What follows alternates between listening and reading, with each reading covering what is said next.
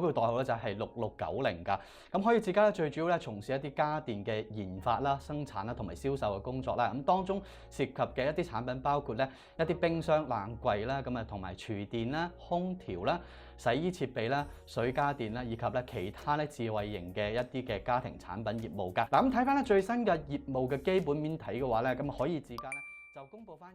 2021年咧就頭3季嘅業務啦，咁啊公司嘅收入方面咧大約1700億左右嘅人民幣啦，咁啊同比咧大約咧增長咧10.1%㗎，咁而個股東應佔嘅利潤方面咧就大約100億嘅人民幣啦，咁啊同比增長咧大約咧係25.5%嘅。舊年嘅第3季嘅業務去睇嘅話，嘅收入咧就大約583億左右啦，咁啊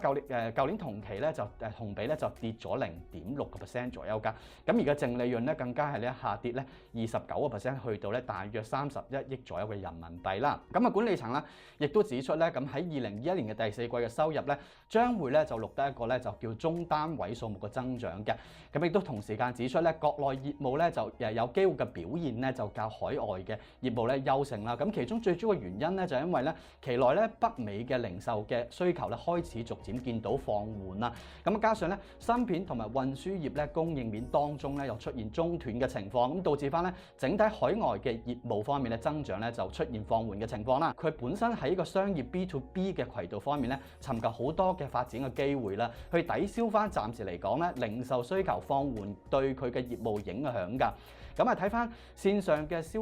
費嘅情況咧，咁延續一個比較高啲嘅增長模式啦。咁啊銷售表現咧係明顯咧好過咧暫時喺疫情底下咧個線下嘅銷售㗎。嗱咁睇翻咧就股價圖表上面走勢啦，咁海爾智家咧1個月嚟講咧近期都係高低位咧都喺28蚊至33蚊之間走啦。咁而家測試緊究竟配股價28蚊能否企穩啦？喺呢個位置其實市況唔係特別穩定嘅時候咧，大家可以等多一陣啦。希望佢咧回到深少少，可能係26蚊樓下啦個位置先考慮吸納得住咧。